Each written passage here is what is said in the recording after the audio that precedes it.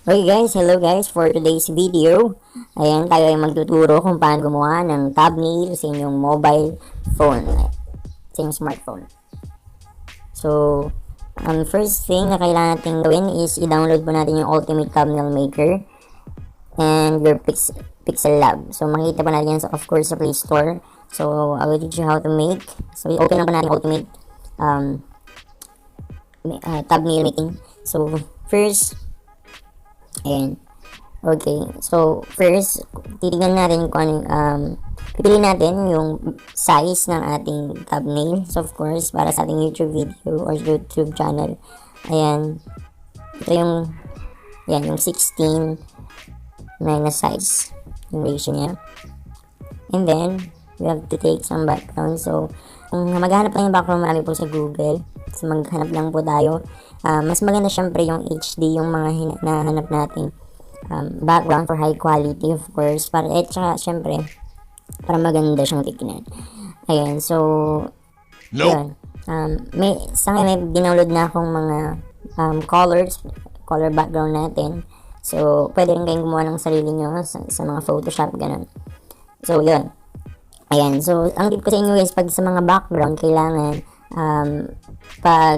ang background, depende kung light or dark, depende yun sa ilalagay nyo pang elements sa front elements niyo. Kasi example, kung gusto nyo front elements ay light, of course, light colors, kailangan, syempre, medyo dark yung color ng ating background. Pero pag medyo dark din naman yung ating elements, front elements, ayan, light elements, light colors naman pala yung ating background. So, in our case, gusto kong gamitin itong pink. Ayan. Mag-itip lang guys sa mga background, sa mga gagamitin yung color. Mostly guys, mas attractive sa eye yung red and yellow na color din. Kasi may part ng red tsaka yellow. So, yan. Kasi makinang siya yung mas madali siyang makita ng tao or mas madaling makuha yung attention ng tao. So, yan. So, yan yung pili nating background guys. Hintayin lang natin.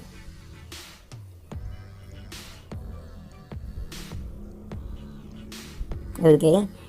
So, after that, we can take our front elements. So, gagawin natin ulit guys is kukuha ulit tayo.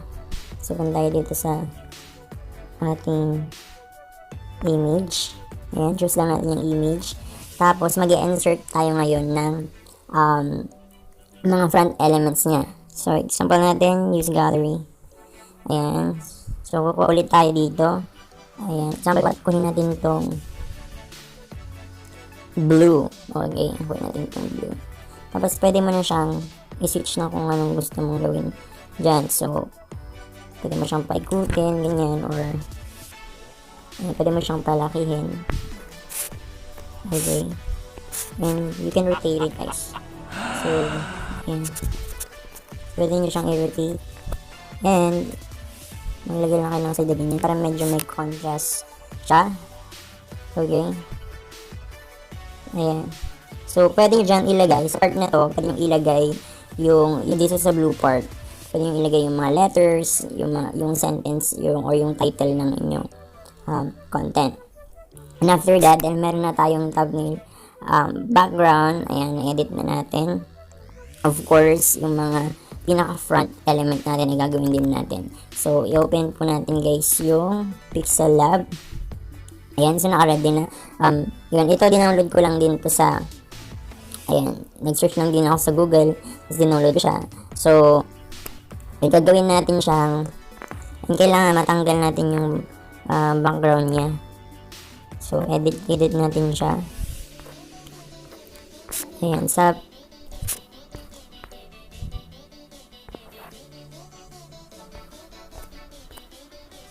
yun guys, check lang natin guys yung mga different attributes or yung pwede niyang gawin dito, yung mga magagawa ng app na to.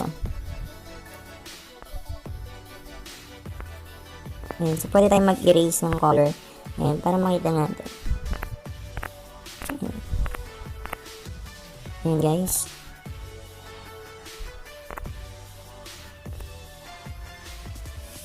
Ayan, so magbibiglang kayo ng color, check natin siya. And natanggal na yung kulay. So meron na tayong background. So ganyan lang siya guys. Okay. So save na natin yan. Save as an image. Okay, so pipili na kayo kung ano yung quality, JPG or render, dimensions, export report.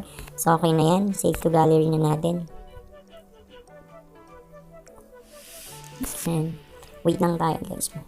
Save and let's go back to our thumbnail maker. So we can insert the image here. Okay, of course. Open ulit natin gallery.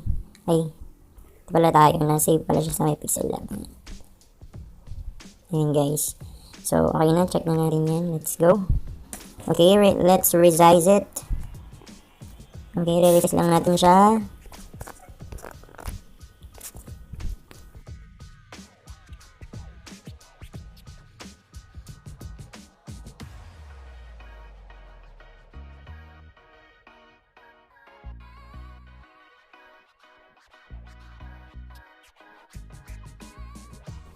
Yun guys, pwede natin siyang i-resize. I-click na natin to. Pwede na siya ma-resize. Ayan. Okay, tapos lagyan lang natin siya dito guys.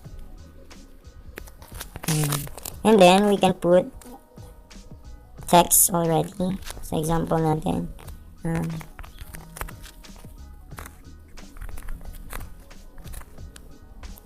How to make thumbnail. Add natin yan. And then, pwede natin i-spread yun guys. Okay, tapos edit na lang natin guys yung mga letters niya. So, ayan. Ayan natin dito guys yung fonts. So, pwede natin natin mga fonts. Fonts natin dito. Ayan. So, pipili lang kayo dyan guys kung ano yung magustuhan yung font. Ang tip na sa inyo guys, pag gumagawa kayo ng thumbnail, mas maganda siya kapag consistent yung thumbnail ninyo. Okay. Tapos, lalagyan na lang natin siya ng background color natin. So, pwede kayong pumili dito ng mga kulay. Kung ano ba yung mababagay sa kanya. So, para mas pansin siya guys, kailangan gawin natin yung red yung ating kulay na sample natin, check natin kung maganda yung red. Ayan, so medyo masakit sa mata guys. So, maging artistic lang tayo sa paggawa. So, pwede rin siguro yung yellow. Check natin, ayan.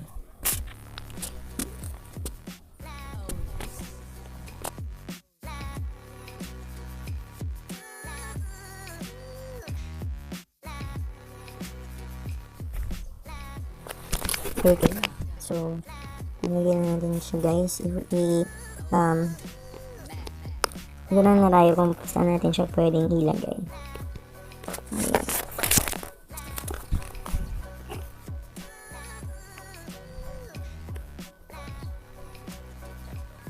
Ayan, pwede natin siyang liitan guys. Or kayong bahala kung ano yung type nyo ang gawin. Ayan. So, ayan, pwede natin siyang i-post ng ganyan. Okay. Ayan, check natin. Palabasan na. Ayan. Tapos, mag-add ulit tayo ng text. Lagyan natin dito using your phone or smartphone.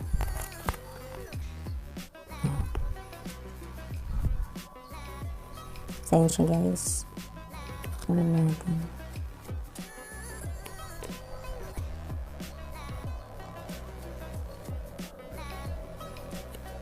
Ayan. Tapos, edit lang ulit natin ka. So, for our background, ibahin naman natin ngayon guys. Gawin naman natin black ang background. Okay, or naman natin palitan yung ating. Tsaka rin mababagay yung ayun, mas okay pa yan. Tapos, power color and space. Ayan, palitan natin yung kulay ng ating font. Either red or yellow.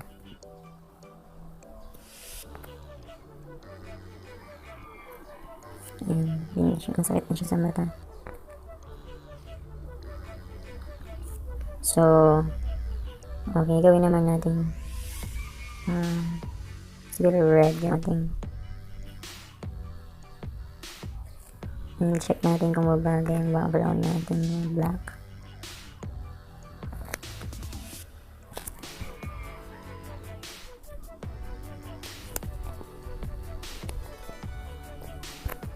So, check natin siya guys. Check natin guys. Okay.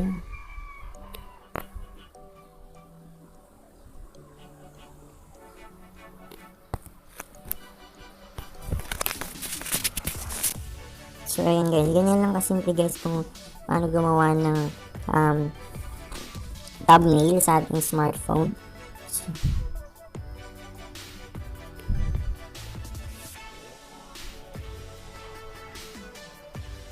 yeah.